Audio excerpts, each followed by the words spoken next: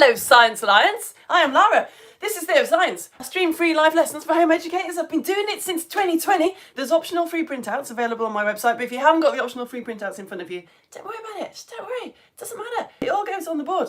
The important thing is that you're here and we're learning about fish versus sharks. I am so excited about this one. This is my ideal fish for science lesson, right?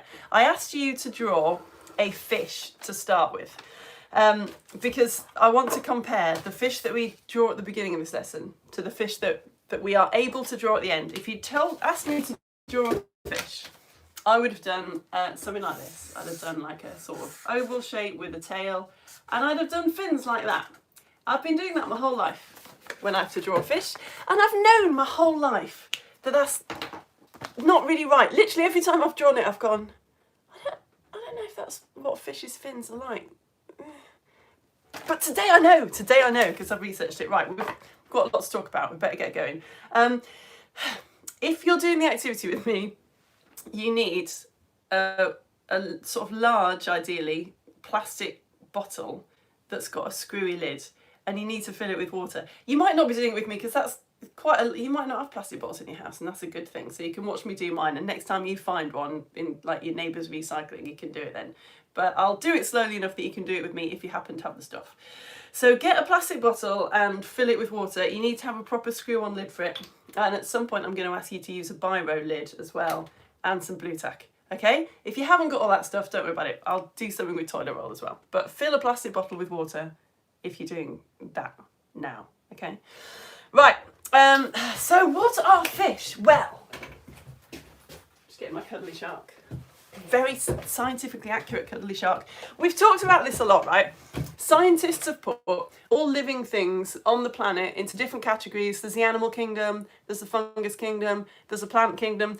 So fish, sharks, they're all in the animal kingdom. That's a bit vague though, isn't it? You've got to split the animal kingdom up into different groups, and we do. They're called phylum. So we've sort of looked already about how some of the animals are being put into this category chordata, which means it sort of means they've got a spinal cord. We'll leave it at that.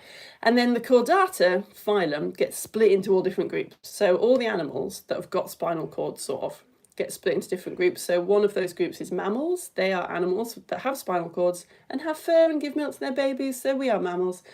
Another group of chordata is bony fish. Fish that have bones. And another group is, I'm not sure about this word, fish that have cartilage. Is it cartilaginous? Cartilaginous fish. So your cartilaginous fish are your sharks, your rays, your skates, your sawfish, your ghost sharks. And the bony fish, I'm not a biologist, guys. They're just fish, aren't they? They're just the other fish. If you're wondering what cartilage is, then you've brought some with you, actually. You've got some on your face. If you've got ears, then the top bit of your ear is made of cartilage. You know how it's like?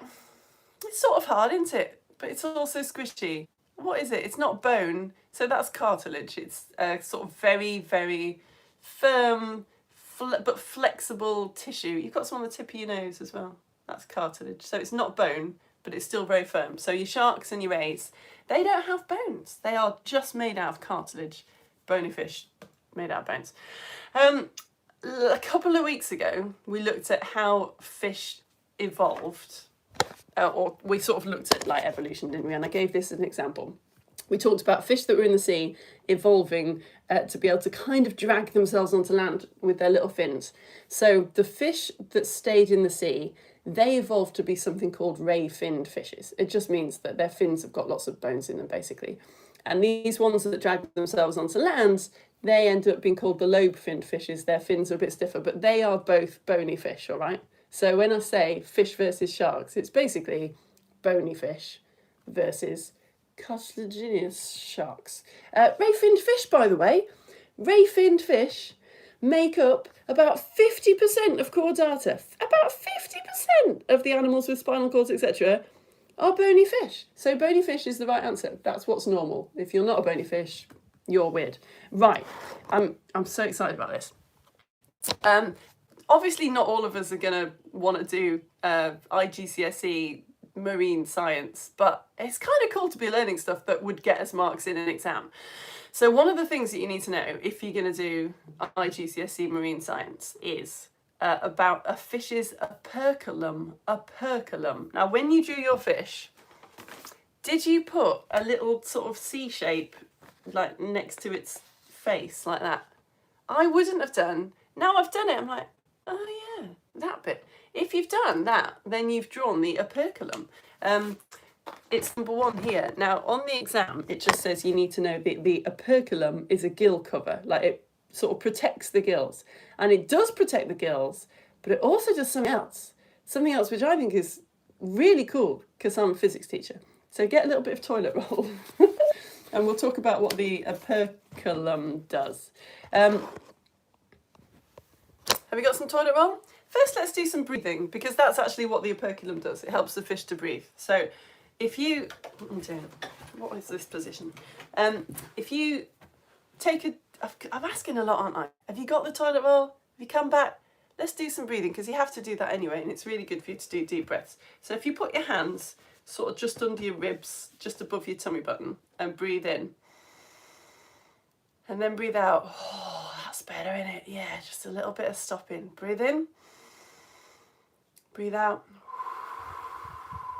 What you're actually doing when you breathe in is you're just making your body a bit bigger. You're making space. Your ribs are swinging out and a kind of muscle underneath your ribs is pushing downwards. You're just making a space inside your body because whether you think you know it or not, that's how the pressure works. I'll blow up a balloon, show you. So we'll come back to this when we do our activity at the end. Particles that are really squished together, right? We say that they are under high pressure. So I've just shoved a load of air into this balloon and you can tell it's all tense, isn't it? There's loads of particles in there. They're all kind of fighting to get out. They're under very high pressure. The air outside the balloon is in quite low pressure, right? It's a bit more relaxed. It's got more space. So you know that when I open this balloon, air is going to go from where it's under high pressure to low pressure. You just know that. You know, don't you, that air isn't going to go from outside into the balloon. That's not what happens. And you are right. Air moves from where it is very squished, high pressure, to where there's more space, low pressure. So when you breathe, you're just creating space so that the air out here, which is actually quite high pressure compared to this nice space in your body, it just goes in like the way it comes out of a balloon. And then when you breathe out, you're just squeezing your body so that that air becomes under high pressure like the balloon, so that it goes out of your body. Right, if you've got your toilet roll, I thought we can make this a bit more interactive, a bit more interesting than breathing. If you hold your toilet roll flat in front of your mouth like that, have most of it hang down, but just get the bit at the top and have it flat. If you blow across the top, just blow straight across, then something cool should happen. What's that? Is that happening to you?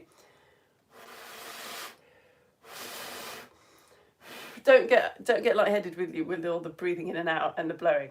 I'm going to stop now. One more. So apparently what's happening there is, it's a bit controversial, internet disagrees, but if you blow across, we're going to say you're making an area of low pressure. You're blowing air particles away. So there's not as the air particles here have more space. The air particles under the tissue are still under more high pressure. They're more squashed, so they move up, taking the tissue with. Maybe it's interesting though. So this is how, just to come back to fish, this is how fish breathe. You know how fish open their mouths all the time? Just in case you couldn't picture it.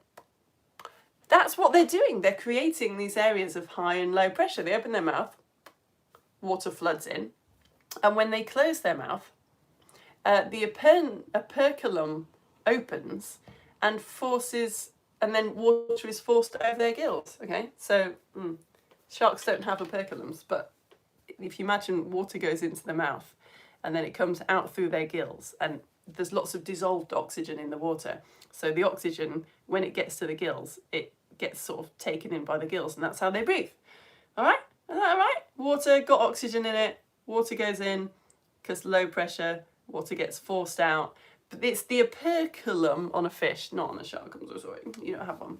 That makes this happen. And this is like proper GCSE stuff we're doing now.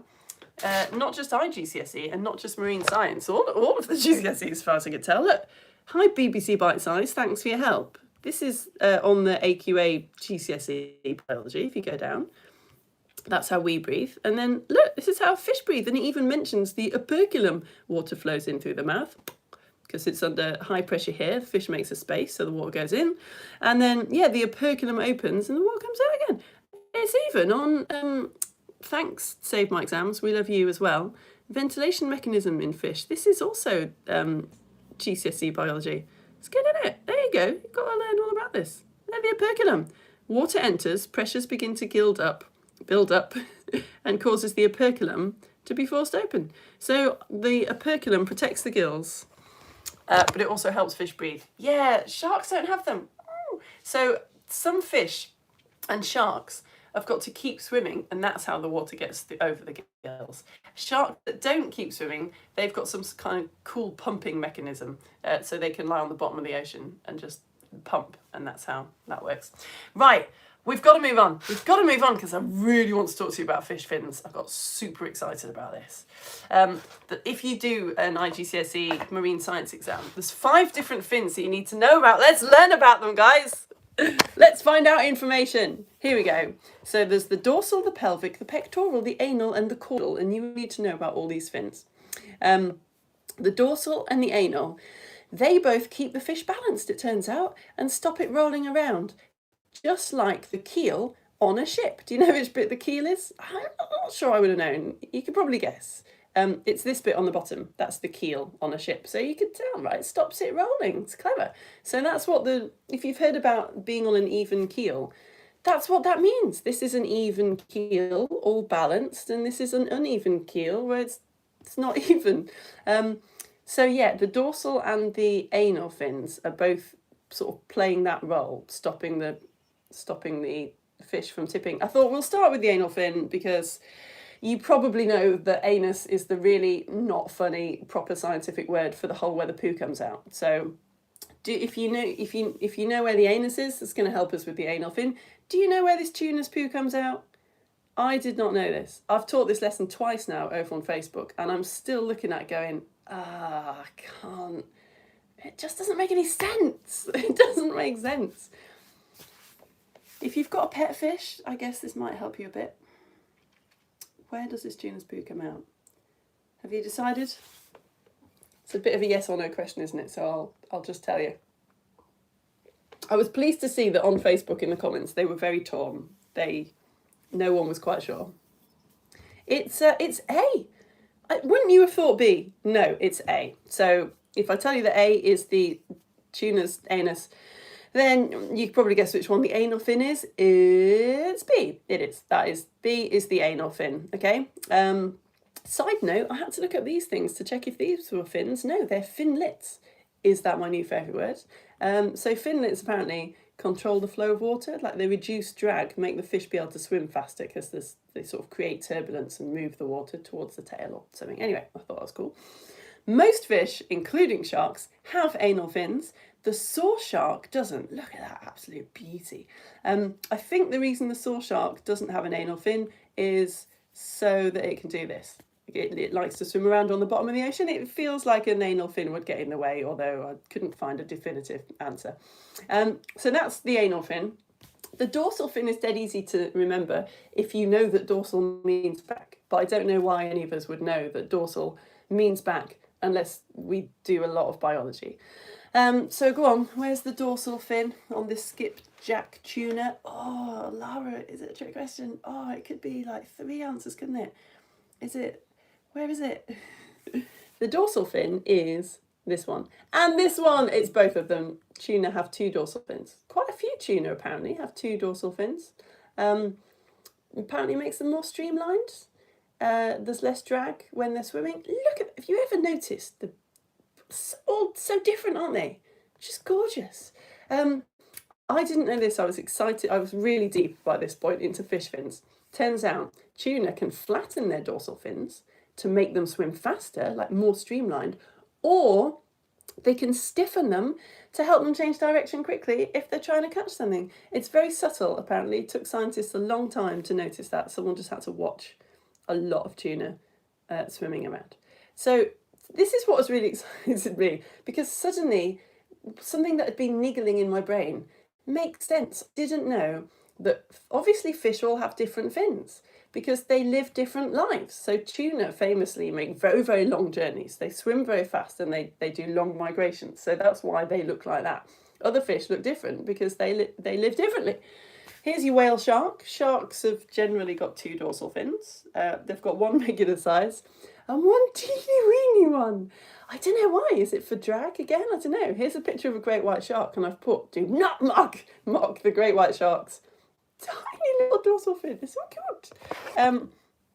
I knew intuitively that this shark was good, but I didn't really know why, and now I do. Look, it's got all of the things going on. It's got the teeny tiny little dorsal fin and the big dorsal fin, which, by the way, it doesn't peep out, it doesn't poke out of the water. Why would a shark do that? Why would a shark want a predator to see that it was coming? To build suspense? No, it just wants to catch the food. The dorsal fin is one of the things, remember, that stops it from rolling. So what use is it if it's poking out the water? That's just a made-up thing. Right, we'll tentatively edge towards doing our second activity. If you're doing it with me, you need a biro lid. Your biro lid might not have holes in it. If it doesn't, then you're fine. That's it for you for the moment. But if it does have some holes in it, you need to get a tiny little bit of blue tack and stick it over your pen lid. Okay, like that. See, just to block off the holes. Don't forget to take the blue tack off when you finish the activity, because the holes are a safety thing to stop tiny little people choking. Anyway, you can be doing that. While we talk about the other fin, we need to talk about the caudal fin. I'm laughing because the caudal fin is just the tail. This is the tail. It's just biology hates us, so we have to learn a new word. The caudal fin, it just means tail, and this was actually a mark in the IGCSE, I think last year. It makes the fish move forwards. It provides thrust, is what a physicist would say. But guys, it does so much more. Oh, I was so happy when I found this out.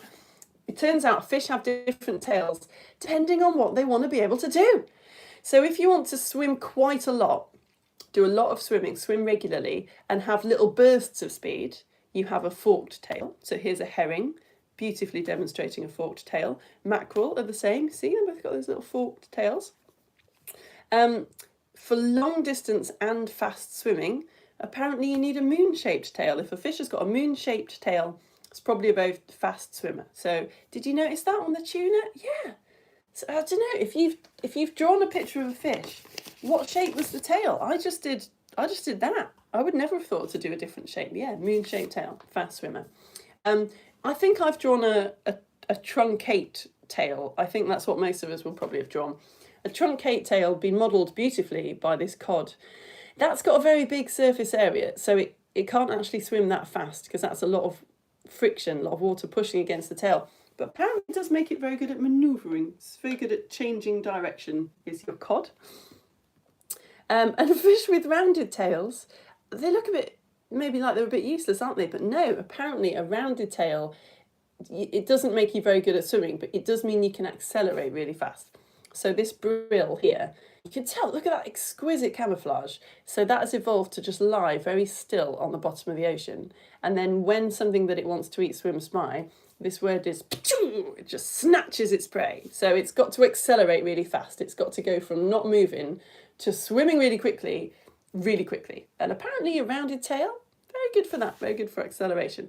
All right, how much were you listening? Is this great white shark with its itty bitty little dorsal fin, is it a fast swimmer?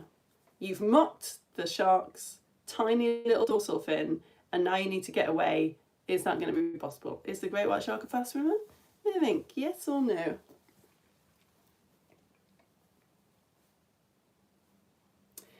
It's that's a pretty moon-shaped tail, isn't it? It's almost the colour of the moon. So yeah, I think they've clocked the great white shark at about 35 miles an hour. Moon-shaped tail. Watch out for that. Okay, chums. Well, sorry, maybe I should have warned you before I put this guy on the board. So it's quite common. Again, hadn't noticed. It's quite common for the caudal fin, it's the tail, the caudal fin of the shark to have one upper lobe, which is quite long, and then the lower lobe be shorter. This isn't a fascinating bit of the lesson because we don't know why, actually, but it's cool that it looks like that, isn't it? Maybe it's better for cruising, we think, maybe, but yeah, again, top one, much longer than the bottom one. We know why the thresher shark has taken this to extremes because it literally just uses the top lobe to just beat other fish up with. If it wants to eat a fish, it just stuns them with its massive upper lobe of its caudal fin. Yeah. Okay. I think it might actually be time for you lot to. Oh, no, it's not. We're going to talk about the other two fins and then I'm going to give you some questions because I've done so much talking. Right, so we're going to sort of put these fins together. Your pelvic fin and your pectoral fin. So we've done the anal fin, it's where the anus is. We've done the dorsal, dorsal means back. Caudal means tail, it's just a caudal fin is a tail. Your pelvic and your pectoral, they are paired fins. So all of these can exist on their own. But the pelvic and the pectoral, they're basically fish arms and legs. So the pelvic fins are basically fish legs. So here is a bluegill, exquisitely demonstrating its gorgeous little pelvic fins. And the fish uses these, again, for sort of steering, right, manoeuvring around, and also to stop it from rolling. I think I've made a mistake on the next slide. So those are the pelvic fins, like kind of little fish legs. The pectoral fins, pectoral, are like the fish arms. So on this bluegill, can you see where the pectoral fin is? We've covered every other fin now, so the pectoral fin is the one that's left. Is this one here, acting like the little fishy arms? But I think in this picture, I've got it wrong, haven't I? I've said that that's the pectoral fin, but I think those are actually, that they look, now I think of it, like the pelvic fins at the bottom. So please ignore that. But yeah, anyway, the pectoral fins, they're the little fish arms. And it's kind of the same thing. They use them mainly for steering, for changing direction. Here's Nemo, who will demonstrate them better. So pelvic and pectoral are quite similar words. How are we going to remember that? Pelvic fin, acting like the little legs. Pectoral fin, acting like the little arms. How I'm going to remember it, because my dad is a massive Elvis fan, I'm going to remember that the singer Elvis got called Elvis the Pelvis because he thrust his hips famously in a way that was totally unacceptable in the 1950s. So they called him Elvis the Pelvis. So that arm would be Elvis's pectoral fin, and his pelvis is down there, the bit that he used to thrust in a scandalous way. You've got a pelvis and pectoral muscles. If you don't know that, it's not going to help us remember, is it? So your pectoral muscles are the muscles that are holding your arms onto your body. And your pelvis, you might have heard of your pelvis, it's a bit down there, sort of near your hips. So we've sort of got the same thing. Did you think to draw that on your fish? Absolutely no. I mean, I don't know, is that an anal fin? It can't be a pelvic fin because it's not paired unless the other one's on the other side. And I definitely didn't draw that's the pelvic one. The pectoral one is a little arm. So is it like there? Yeah, it's behind the operculum, but it just starts to get a bit messy, doesn't it? Anyway, that would be a more accurate fit. Yeah, it is looking more accurate. Yeah, I look like I know what I'm talking about. Anyway, I'll give you a question sheet to do, and then we'll do our next activity and talk about swim bladders for a bit. Here you go. Have a go at this sheet. You've got about the amount of time it takes me to go downstairs in my kitchen and pour myself another coffee, okay? Here you go. So I've got a fish here. Its tail is labelled A, and then going along the bottom of the fish and round up to the top again, you've come across a fin that is labelled B, then a fin sort of under the head in a way that is labelled C, and then a fin just behind the operculum, which is labelled D, and then a fin on the top, which is labelled E, and then a fin further along the top of the fish, which is labelled F. Which of those is the pectoral, the anal, the pelvic, the caudal, and the dorsal fin? Question number 2. Which of those fins provides the thrust, like makes the fish go forward? It sort of differs on different fish. Tiny, cute little reef fish use various other fins, but the main fin that makes the fish go forward, right? Question number 3. Is this fish in this diagram a fast swimmer? How can you tell? And question 4, I think this one's quite tricky. What 2 things do the pectoral and the pelvic fins have in common? I'm just going to leave the shark behind my phone to watch over you, make sure that you're doing everything correctly, not messing around, and I'll go and get myself a coffee. I should say as well, there's no comments on my YouTube lessons, but if you're watching live at the moment, then there's a post on my Facebook page saying, if you're watching live, comment on this post and I'll say hi to you at the end. So if you haven't got a Facebook account, then don't worry about it. That's the right answer. Well done. You can just lurk, and I really appreciate you lurking. And you can like and subscribe. But if you've got a Facebook account and you want to go to Facebook, then I'll say hi to you at the end. Okay, coffee. Well, I'm getting a bit of a sore throat. Maybe I'll need my little scarf on.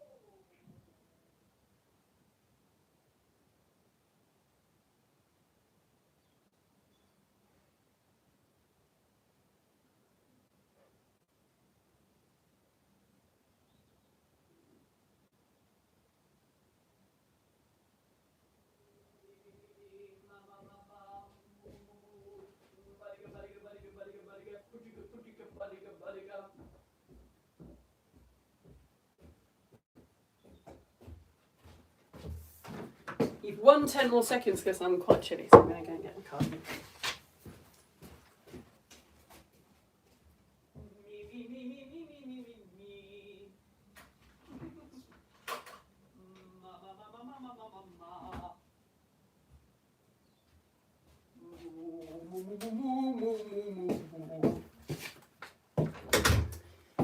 How are you getting on? All right. I think the last one's quite hard because I skimmed over it quite quickly because I was embarrassed about my incorrect labelling of pelvic and pectoral fins. Should we go through it? Thanks, Sharky. Were they all right? Yeah? Good. Right. Okay, which fin is which then? So the pectoral fin, your pectoral muscles hold your arms onto your body. So it's the the fin that looks a bit like an arm. So that was D. The anal fin, yeah, so right near, that's B, near where it does its poos. Ha ha ha ha ha.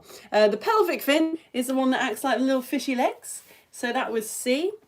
The caudal fin, it's just the tail. Biology, just sort yourself out, it's the tail. So that was A. And the dorsal fin, I was trying to trick you there. Did you get tricked? This one's got 2 dorsal fins. In fact, if you're saying this is a tuna, I think you're probably right, actually. So E is a dorsal fin and F is a dorsal fin as well.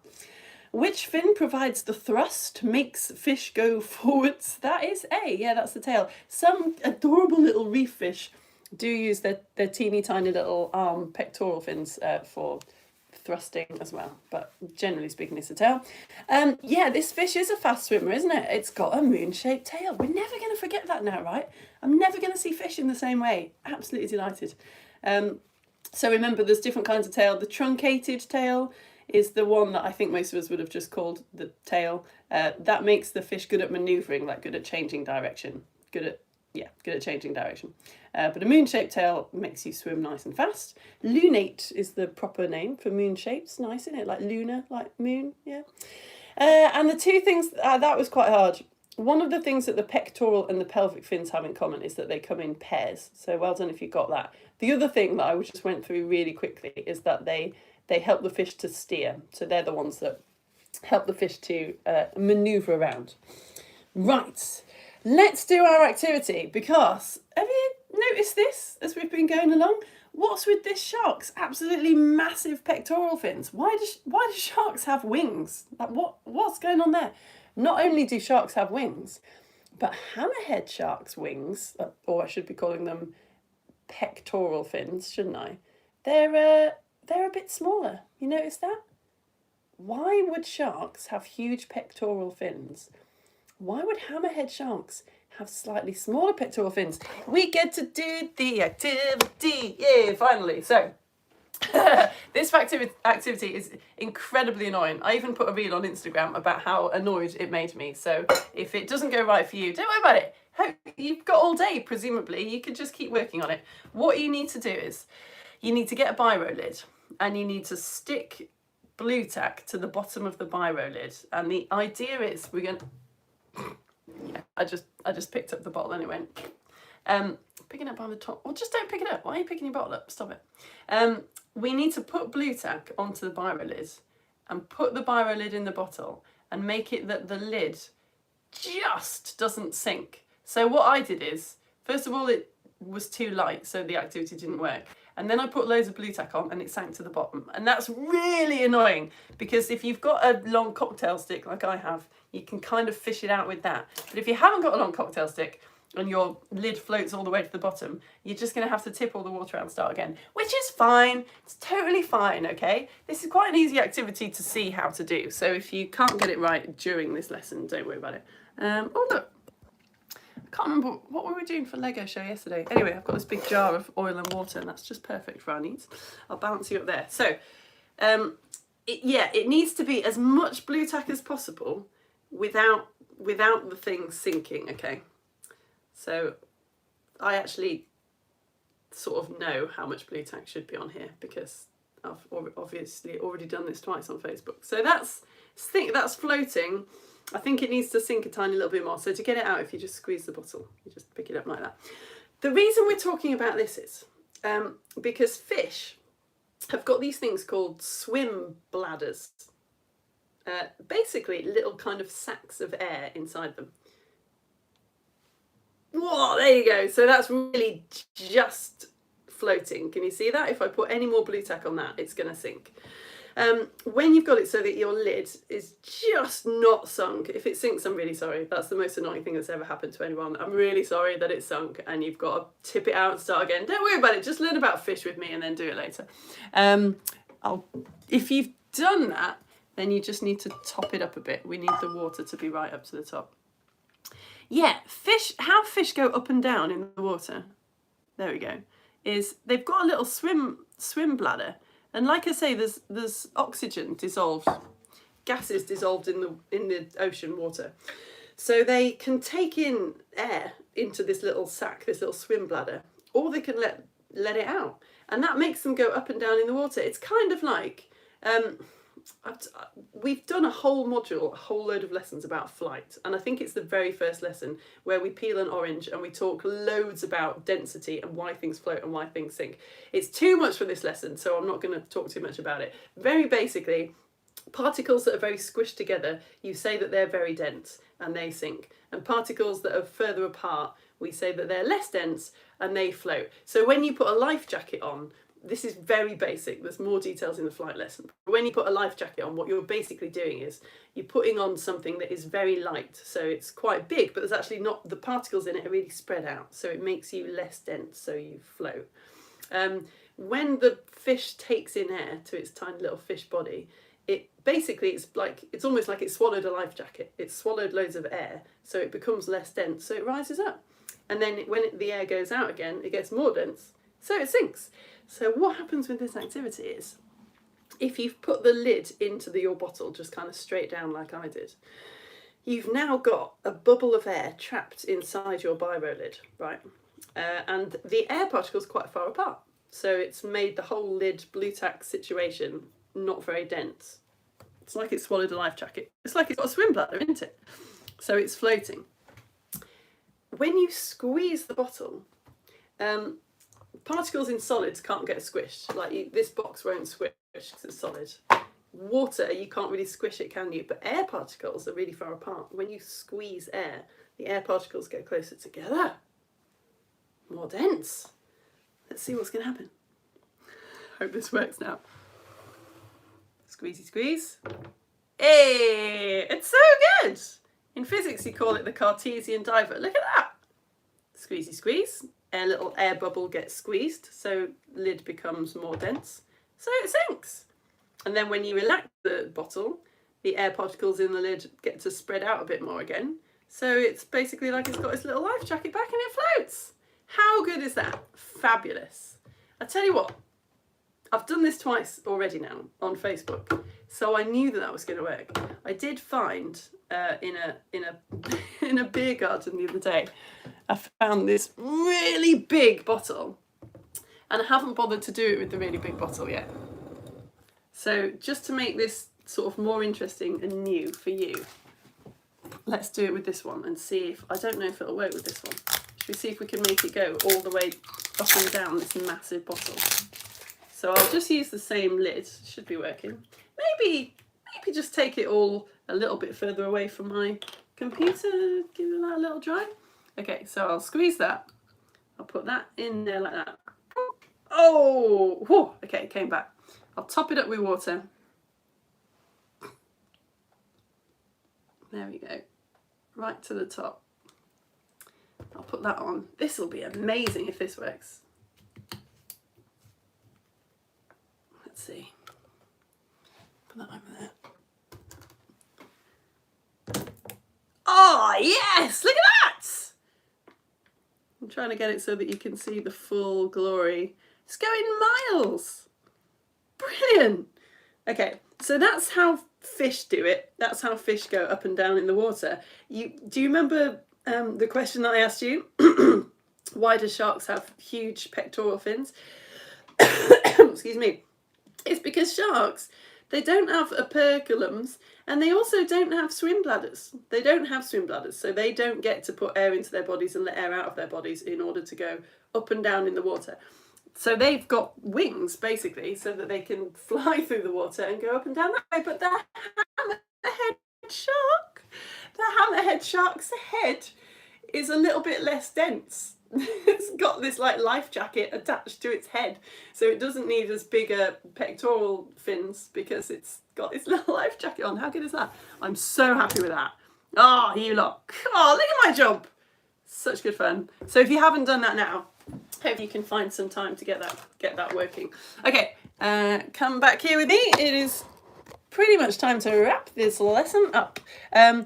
Tuna don't have swim bladders, so if Dory, it is one of my favourite films, and I found out that apparently tuna like shark control how water. Like, oh, Finding Dory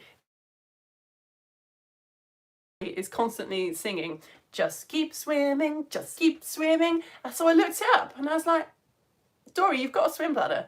Like, she can stop swimming. I mean, don't tell her, because it's, again, no spoilers, but it's good for her that she keeps swimming. That's a good thing for her to do. She doesn't actually, FYI, have to keep swimming to survive. Not like the tuna. Right, that is all of the information that I'm going to tell you. So I've got a tiny little,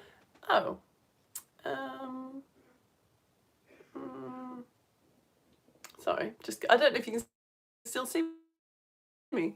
Just got a little message from my phone to say that my Wi-Fi had been disconnected. Is everything okay? Yeah? You still seem to be here. That's good. Just keeping an eye on the number. Usually if everybody disappears, it means that something's gone wrong. I'm just going to keep my fingers crossed. Yes, we've got a mystery word quiz, and if you want to go over to my Facebook page and say hello, then you can. First of all, I will quickly tell you how this is my job. So if you're new, I started streaming these lessons into the internet in lockdown, just sort of for fun, like for the Facebook likes, basically, for the glory. And then I just kept going. So Home Educators didn't want me to stop. I obviously didn't want to stop. This is the best job ever. So I just said, okay, if you send me £5 a month, that'll be enough to keep me going. And you did. So it's such a weird business model that we just accidentally invented. Everything is free. All of the lessons I do are free. I'm trained to teach physics to A-level. I've got a teaching qualification and a first-class science degree, and I just do it for free. I teach these lessons, all ages lessons, for free. IGCSE physics for free. I do a Lego story show with an activity where I wear a terrible costume. That's about trilobites if you're watching live at 10:30. There's printouts for the lessons, not for the shows, which are a bit more relaxed. Yeah, it's all saved for watching on catch up on my website. And I just say, if you could go to my coffee page. This is a terrible pen, isn't it? I'm supposed to be doing this cool ad and you can't even read it.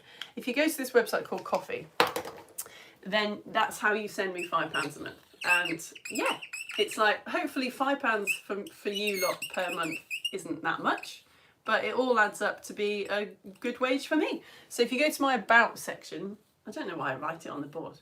If you go to my About section on YouTube, then you find a link to Coffee, or you can click sign up on my Facebook page or sign up on my website. I'm really trying to splash the sign up button around because It's 5 years later. So if people don't send me money and I can't do this job, honestly, I have absolutely no idea what job I'm going to do. I don't think I'm employable in a school anymore. So thank you so much. If you support me, I will send you nice things. I write Theatre of Science magazine. I don't write it very often, what with all the planning and the teaching, but I do write it and you'll be on the list to get it. But I'll send you a past issue or two if you sign up now. So if you sign up now, you will get the mould issues, got a free home compostable plastic bag, do a mould growing activity. It's got a choose your own adventure. It's got a comic. I love writing Theatre of Science magazine. And if you sign up with £6 a month, which a lot of people do, thank you, you get this past issue about time as well. So you get a sundial, another comic, loads of information about how time zones work, an activity to do Einstein's theory of relativity, help you understand that better, and some rainbow glasses as well, which I don't write. They're just really cool. They make you see rainbows. So thank you so much. So much. Clearly this is the best job ever. Couldn't do it if people weren't paying me. So thank you very much for that. Also, thank you for liking and subscribing. I've had loads of subscribers recently. It turns out if you say, oh, I can subscribe, people do. Right, should we do the quiz? Here we go. Mystery word. I would like you, please, to look at these 4 questions. Choose the letter that you think goes with the correct answer. And then in the end, you should have a word. I don't know if it's the right word or not, but you should have a word. Let's go. Question number 1. This is quite hard, this. A lot of people on Facebook were getting this wrong. Well, what is the operculum for? What is a fish's operculum for? The operculum is labelled number 1 in this picture. But what is it for? If you think that it's to protect the gills, write an F for fish. If you think that it helps the fish to breathe, it helps oxygen to go over the gills, write a D. And if you think it's both, write a W, okay? What's the operculum for? If it protects the gills, write an F. If it helps oxygen to move over the gills, write a D. And if you think it does both of those things, then write a W. All right, next question. Happy? Here is so I've put stunned. It's not stunned, it's stunning. This amazing lionfish that has evolved to use its fins for protection and decoration. Which fin, though, has been circled on this lionfish? If you think that that's its caudal fin, write a U. If you think that it's its anal fin, write an A. And if you think it's its pectoral fin, then write an I. Which fin is that on that gorgeous lionfish? Caudal U, anal A, pectoral I. It's sort of just behind the operculum, right? Question number 3. You've got a fish's tail here, just in view. It's sort of a triangular shape, isn't it? What is this fish good at doing? If you think it's good at swimming really fast, write an F. If you think it's good at manoeuvring, write an N. And if you think it's good at long distance swimming, write an L. What is that fish good at doing? Swimming really fast, write an F. Manoeuvring, write an N. Long distance swimming, write an L. Just keep swimming, just keep swimming. And finally, manoeuvring means sort of changing direction. Last question. What is fin number 3? You've got a fish here. It's all labelled, number 1, 2, 3, 8 and 7. What is number 3 there? If you think it's the caudal fin, write an F. If you think it's the dorsal fin, write an S. And if you think it's the pelvic fin, write an E. What is that fish fin on the back there? All right, you ready for the answers? What is the operculum for? Has a bit mean, this. To be honest, you were all correct. If you said protect the gills, then yes, that would get you a mark in a marine science exam, and that is the right answer. But it does also help the fish to breathe. So it's actually both. Although, to be honest, you'd probably only get a mark for that top one in an exam. So yeah, any of those are totally fine. I said both, so my first letter is going to be a W. Which fin is circled on this gorgeous lionfish? That is its pectoral fin. That's like its sort of little fishy arm. So the next letter was an I. What is this fish good at doing? It's good at manoeuvring. That is a cod. They're good at changing direction. The moon-shaped tail is the one that's good for swimming really fast. So the next letter was an N. And fin number 3, it was a dorsal fin. It's on the back, and dorsal means back. So the mystery word was, it's really mean, as well, which would be totally fine. If you've got like wine or fine, then that's funny, but it's not the matter. So yeah, well done you lot. Thank you so much for coming. I've really had a lot of fun. I loved those lessons where suddenly things that you've seen like nearly every day for your entire life suddenly make sense. I'm never going to forget that about fishtails. Okay, I'm going over to my Facebook page now to see if anyone has said hello. And then I'm just going to say what I always say, even though I don't ever listen to my own advice. I can't be long because we're doing a lesson about trilobites at 10:30, and I need to go and reset my Lego story, okay? But let's have a look and see if anyone said, oh yeah, you said hello, sweet. If you've only just found out that over on my Facebook page there is a post saying you can comment here and I'll say hello, then I'm going to faff around for ages. You've still got time, don't worry. You've got plenty of time to go to Facebook, realise you've forgotten your password, get a reminder, log on, and then leave me a message. You'd be grand.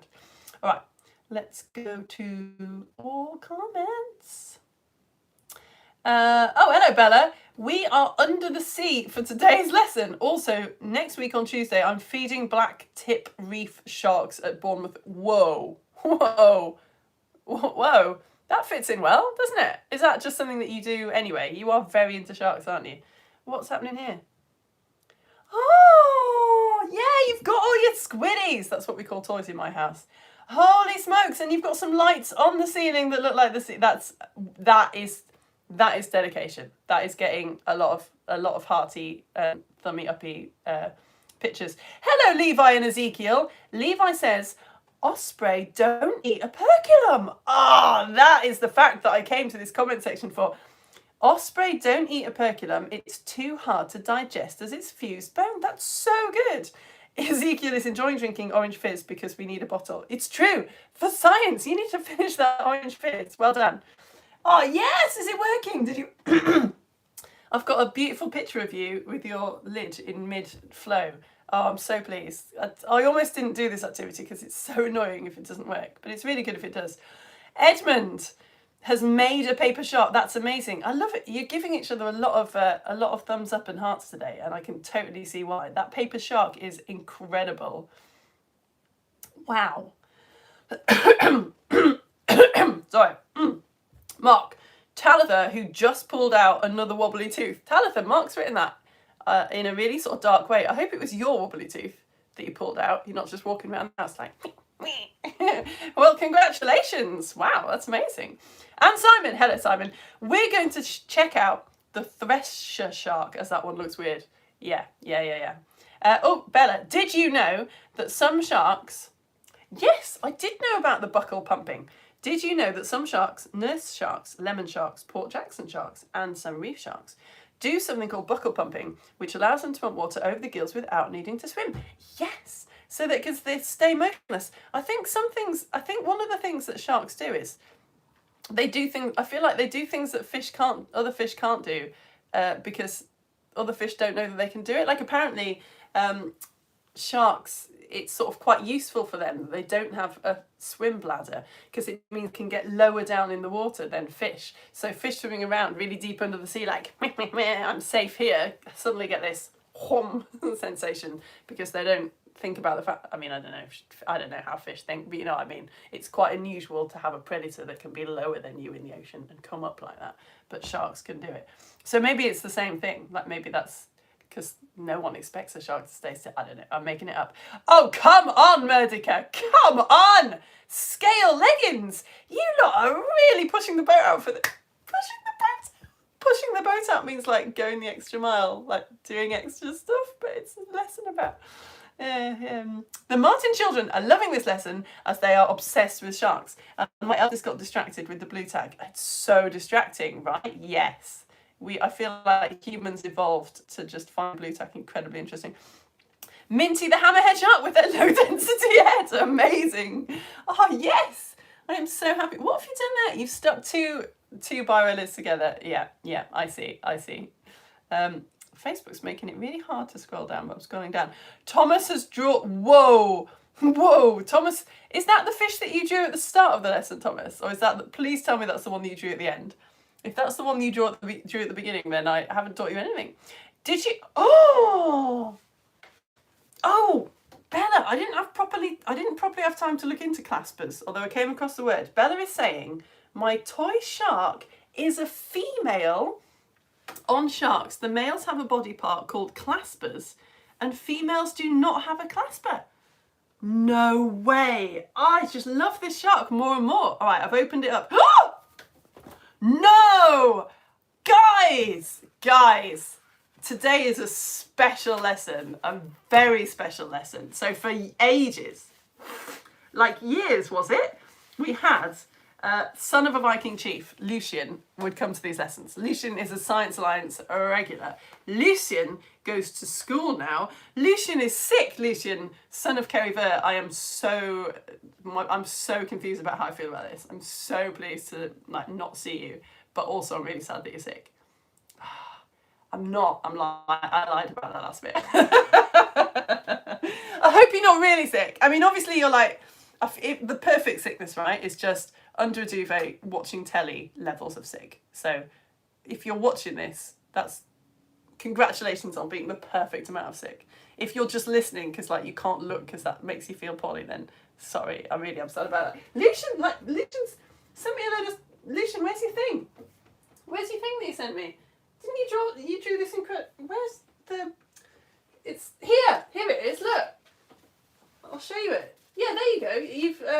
You've labelled it 2003. You clever thing, because you're a home educator. You put the date on it, October 2023. This is the card that Lucian sent me, with Wormy on it, and Lumiere, the French glowworm. Anyway, I'm getting overexcited. I'm not, Lucian. I'm exactly the right amount of excited. I'll put that back over there later. I'll put that there. Right, let's move on. Oh, I can't believe I just taught a whole lesson I didn't know Lucian, son of Hero, was here. I trust that your people are well. Please send my love to your tribe. Hello! Fab lesson preparing us for STEM Fest at the National Marine Aquarium on Monday. This is the most home ed set of comments we've ever had on Theatre Science. What? National Marine Aquarium? STEM Fest. That's all of the good things right there. Hello, Harrison. Harrison says the bottle activity was super annoying until I got it, and then it was super fun. Isn't that just a lesson for life? Yes, that the most annoying things are the most fun if you can do them. Oh, see you at the Lego Story Show. That was a good little reminder that in 31 minutes I need to be back here dressed as a trilobite. The nurse sharks have the cutest caudal fins. Oh, I love that I now understand what you're saying. Okay, Bella is saying, oh yeah, it's true. I've put a reel on Facebook and Instagram. Yeah, I was really pleased with that actually. It took me ages. It's basically like I've directed a movie showing me at 5 o'clock in the morning trying to get this thing to work. Yeah, it's pretty good actually. You've got to have the sound on for true irony. Oh, it was worth it, wasn't it? It was worth it. Yeah, it took me like an hour and a half in the morning. Thomas and Isabel both said fins. Whoa, Lana. I drew this rainbow trout for a project I did last week on St. Leonard Underground Lake in Switzerland. They recently introduced the trouts to the lake, but they can't survive unless someone feeds them. Oh no. Okay, that's incredible. Wow. So you'd already drawn that picture of a trout. Is that people commenting to say that's amazing? Oh no, that's you commenting to say there's the lake. Wow, that is gorgeous. And the fish I copied to draw, the one I showed you, is the rainbow trout that you used loads to listen. No way. Oh, cool. Oh, that's great. Joel here. Me and my mum. Oh, you're doing the Conquer washing detergent, are you? I've still got a big pan of that on the side. I don't know if it goes off. I should probably give it a smell. Yeah. I hope it's working out all right for you. Thanks. We're moving up. Moving up again.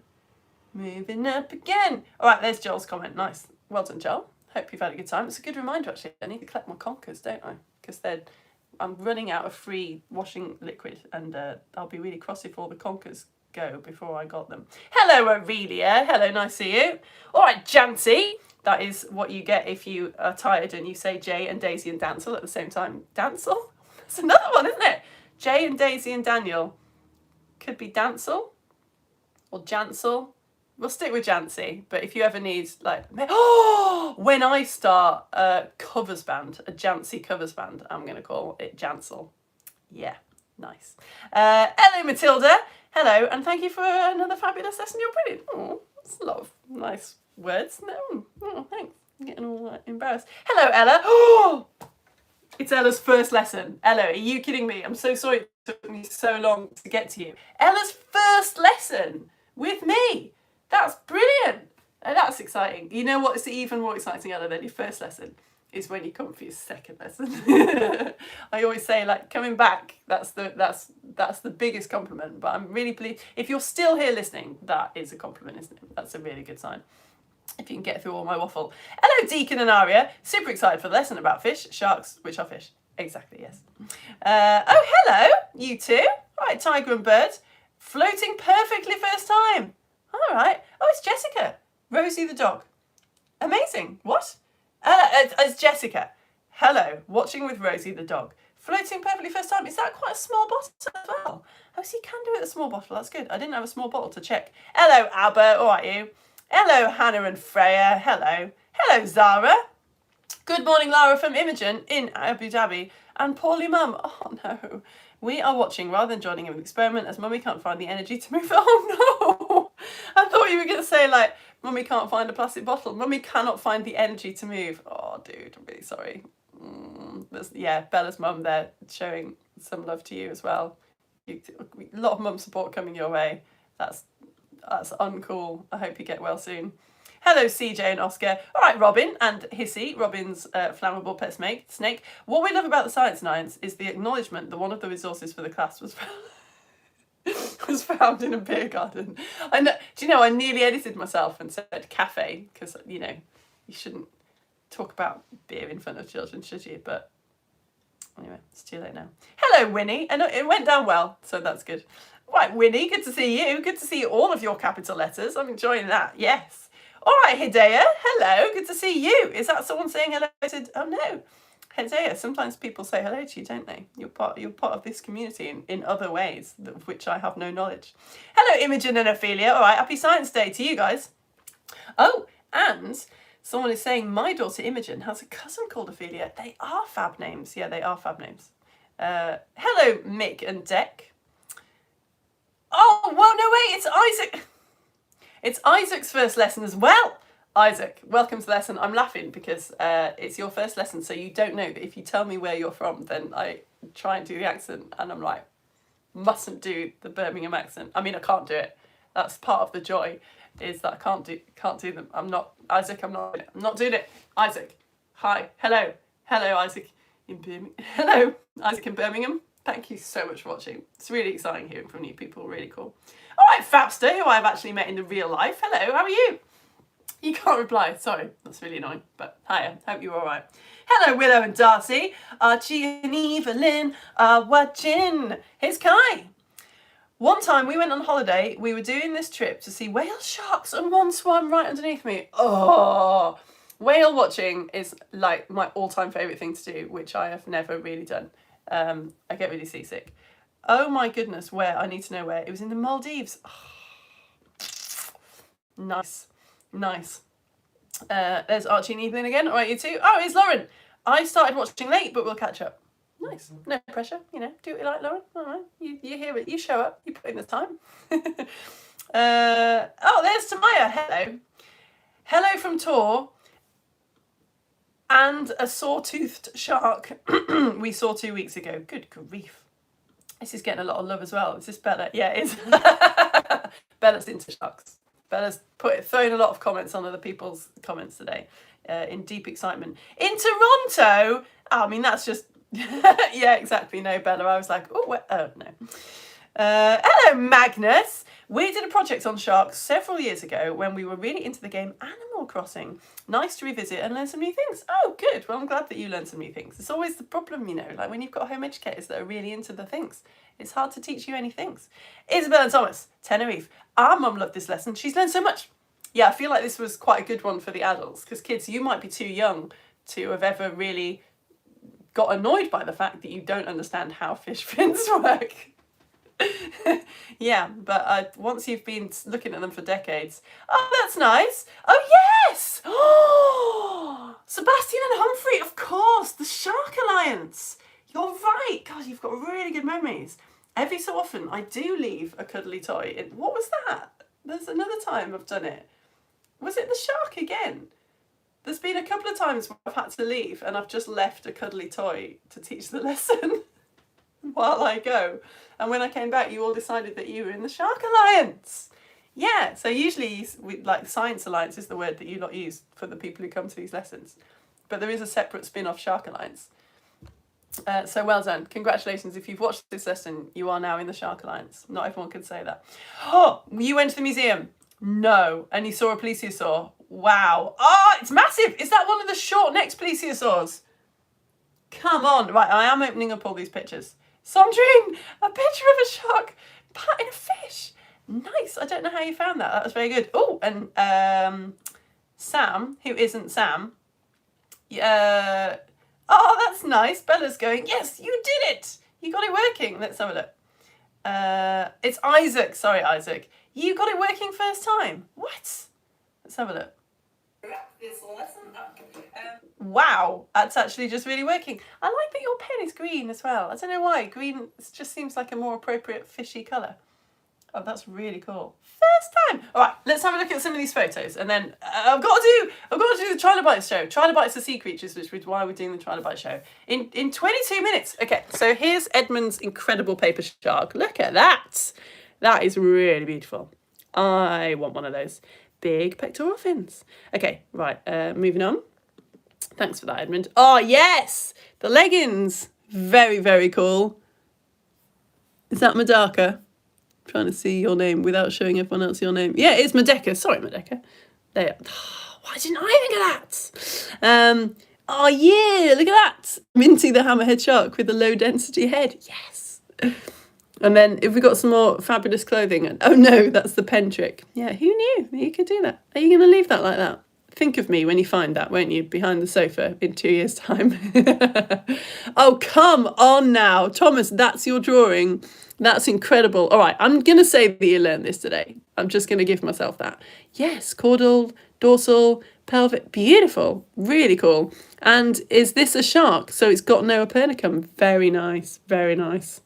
Oh, yeah, okay. So this is Bella telling me that my toy shark is a female. What are we looking at here? Oh, no. Oh, right, I see. I see. I see. So that's the clasper. And that's not a clasper. Right. Blimey. Okay. I mean, I must admit, if I'm ever that close to a shark, that's probably not what I'm going to be thinking of. But yeah, okay. This is a really... I found this in a charity shop. And you know those things where you can just tell they're good and you need them in your life. So that, yeah, no clasper. Well spotted, you. Blimey. Bella is very into sharks. Oh, that is such a gorgeous trout, Lana. You've got everything. You've got the caudal fin. You've got the... Wait, what's happening? Is that the anal fin? So that's the pelvic fin, and that's the pectoral fin, and that's the dorsal fin, and that's the teeny-weeny dorsal fin. It's very popular, isn't it? It's very in fashion at the moment, having a teeny-weeny little dorsal fin. Whoa! Okay, so this is in Canada, so none of us can see it. All right, fine. Thanks, Tor. That is amazing. So good. Right, and look at those massive pectoral fins. Right, okay, there's one more. Can't remember what it is. Let's see. Oh, yes, this is plesiosaur. Oh, yeah. So we were talking the other week about how some plesiosaurs had short necks. So there you go. Wow, that is absolutely stunning. I wonder if they know it was like that. It sort of looked like that, or if they've had to guess with the colour. It sort of looks like a penguin. That is really gorgeous. Okay, you lot. Right. Have to go because... yes, we're doing about trilobites in, I don't know, what is it, like 16 minutes time or something, and I've really got to set the Lego story up. So thank you so much for coming. Thank you so much. Like I sort of have said a couple of times, I'm far too professional to mention it, but people have been supporting on Ko-fi as I've been speaking, which is totally amazing. Thank you. If you would like to get a magazine or two and some rainbow glasses in the post. Oh, if you've got more than one child, so I should say, if you sign up and you've got more than one child, can you message afterwards so that I can put more than one pair of rainbow glasses in, because they're only made paper. You don't want these being fought over, and I don't mind putting more in. So thank you so much for that. If you've signed up, thank you for the liking and the subscribing. And I will see some of you in a few minutes' time for Lego Story Show about trilobites, or I'll see some of you next week for when we're learning about other brilliant words that I've never really understood. I can't even remember what any of them are now. Mollusk, I think, is one of the things. Let's look. The next lesson is called Crustaceans and Mollusks and Bivalves. Oh my, because I don't honestly really know what any of those things mean. But I will by next week. So I will see you then. Thank you so much for joining me. Bye!